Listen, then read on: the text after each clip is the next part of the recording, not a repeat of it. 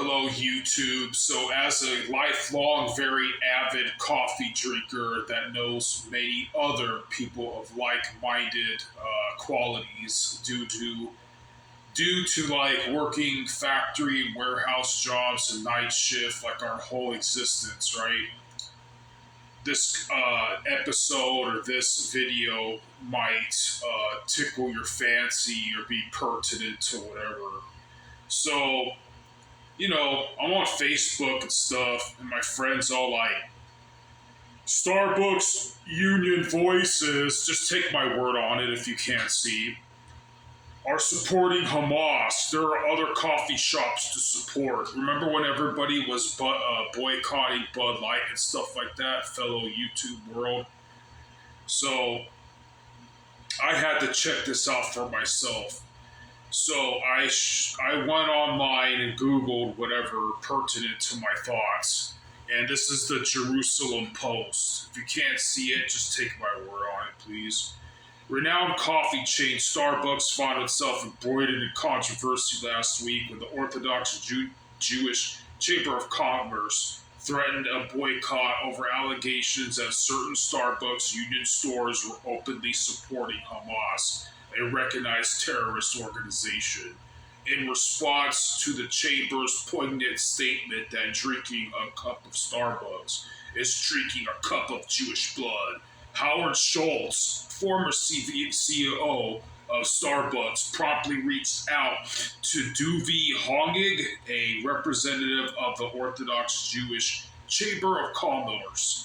Schultz reinforced Starbucks' unwavering stance against any stores or employees advocating Hamas. In a letter to Hongig, Starbucks Coffee Executive Vice President and Chief wrote, "My screen keeps moving. Thank you for taking time to connect with me." And then it's like, look, this thing keeps moving.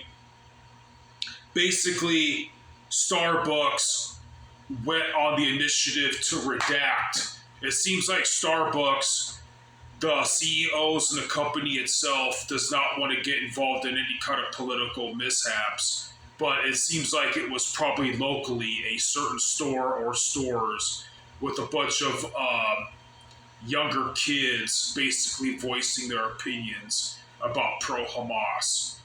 So I wanted to be like, basically make a video on behalf of many coffee drinkers that depend on Starbucks. I mean, like, you guys make some really good coffee and we need a caffeine boost.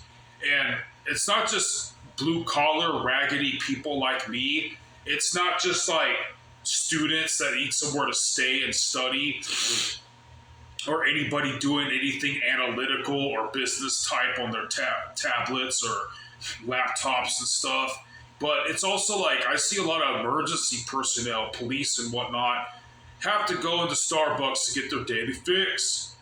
And I'm going to say a positive and then a negative, okay? So check this out. Because if anybody's watching, if hopefully Starbucks is watching, I want to tell you guys, like, ever since the Dylan Mulvaney and Bud Light shit, I really thank you guys for not sticking your points of view and just staying out of politics in general.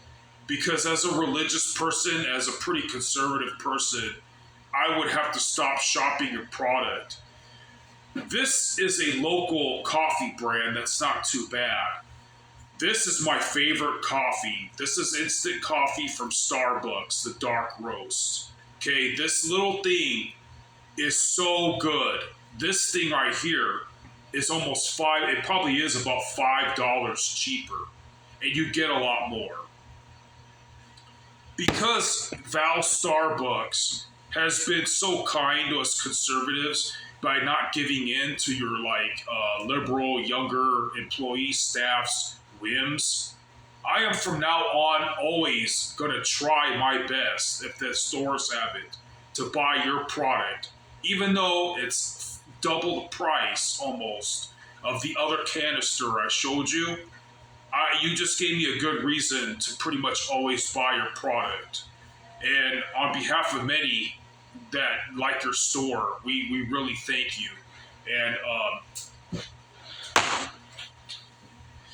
what was I gonna say, guys? Yeah, so we really like your store. Let me give you some anecdotal stories. So Starbucks, some of your employees are really annoying. The other day, I was at a Starbucks, and these millennials were like too scared to utter my name, so I ended up standing around there, looking lost and confused, while my coffee sat there baking in the sunlight for like thousands of years because they were like too timid, shy, or lazy to announce my name. Or at least, I don't know if I didn't hear it, they didn't announce it twice. You also had another douchebag that I lost my wallet at a Starbucks and he tried to keep it. And you could believe my anecdotal tales or not. So, like, I really thank the brand and the company Starbucks. And this is, if you guys believe my little mishap story, this kind of just goes to show you that Zillennials, the next batch of generation of workers and stuff like that, are kind of doing this country a disservice. They are starting a lot of problems and they don't even work that hard. But anyways, I hope this message or this video were to please get around to something that matters and that Starbucks will know on behalf of many, we really thank you and we don't want to boycott your product. We have to do so because this is cancel culture season in this era of history. Everything's really getting out of hand. It's the only way we're going to be heard that we're not down with this new political agenda of everything being ass backwards. But dear Starbucks, try to hire good employees.